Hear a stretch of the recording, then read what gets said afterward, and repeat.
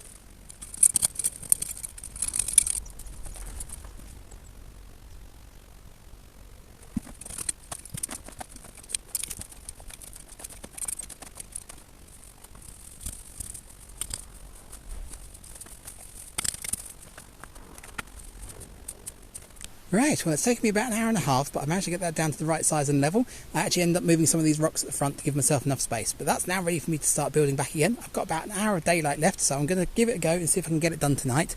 So with the base, I've done it out of sleepers, the same as the stand there, but when I was cutting that to size, I realised I actually ended up with quite a nice little box there, and I thought, what should I do with that box? And I thought, what I'll do is I'm going to cut a nice doorway in the front of it there, so I can actually have it as a wildlife house. So I'll say hedgehogs. If we get hedgehogs in the garden, that'd be absolutely fantastic. I haven't seen any in the area, but you can never say never. But any wildlife that can fit through that doorway will have a nice hidey hole. It's going to be nice and dry underneath the water butt there.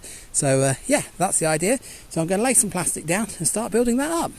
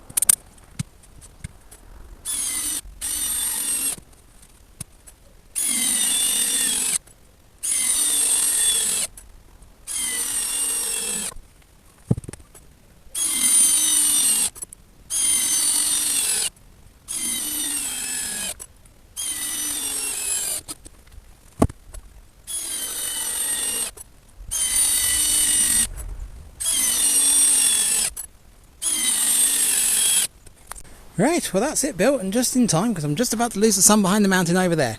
So I'm going to spend some time off camera just tidying this up, and I'll pick this up again tomorrow when I put the water butt back in place. So see you in a bit.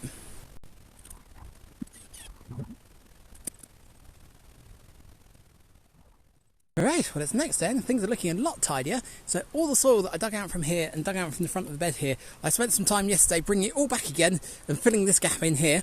So I want to raise the soil level up here to give as much support to the back end of the greenhouse. Unfortunately that's all the soil I've got, so when I tidy this up I cut the liner quite tall so I can add more soil later on when I've got some more. But for now that's giving some support there, and that's looking a lot better than it was. So I've also added a plastic sheet to the top of this stand here. So thought is, with the water butt, you get condensation on the outside, you get water that runs and sits underneath it, so that's going to rot the wood quite quickly. So hopefully with the liner here, that should protect it from any water from the water butt. So yeah, I think we're now at the stage to put the water butt back in position.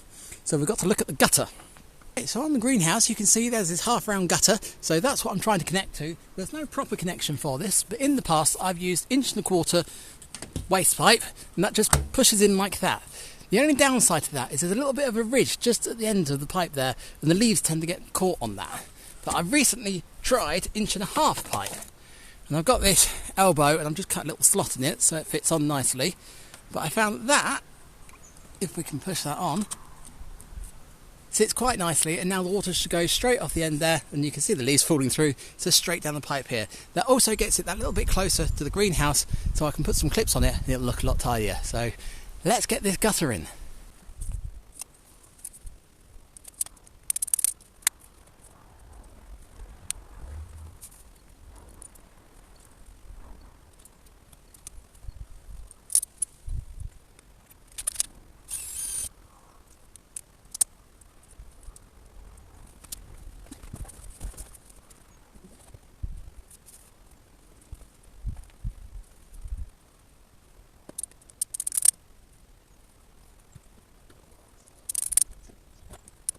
Right, well I'm onto the stage of fitting the lid to the water butt. Problem is that hole's not big enough. As you can see, it will not take the 1.5" pipe. Now there's a couple of ways that you can make that hole bigger. I'm going to use a hole saw, so that is an 1.5" hole saw. Now the problem is that centre hasn't got anything to hold on to. Now you can screw another hole saw inside it like that. A little difficult one-handed, but you can then use that as a guide to get your hole saw in the right place.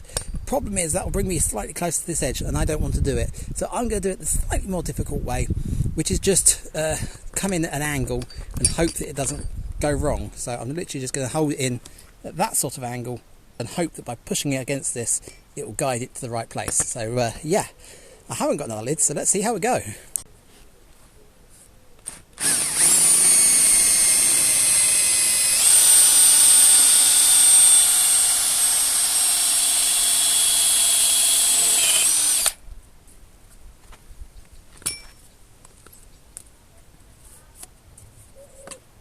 Right, well that's looking good, but there's one last thing this needs to make it last a little bit longer, and that is an overflow.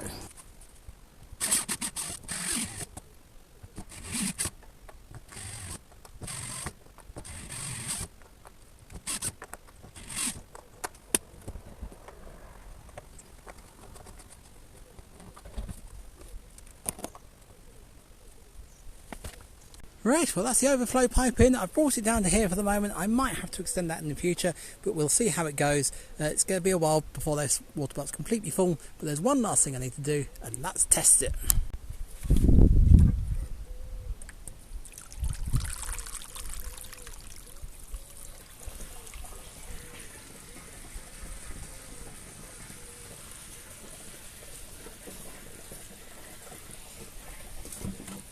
So there we have it, one nice sturdy water butt stand, including a hide for an animal. So all we need now is some rain to fill the water butt up. I hope you enjoyed this video. If you did, make sure you left it a like, and I shall see you later. Good job I double checked the tap. Closed. Great.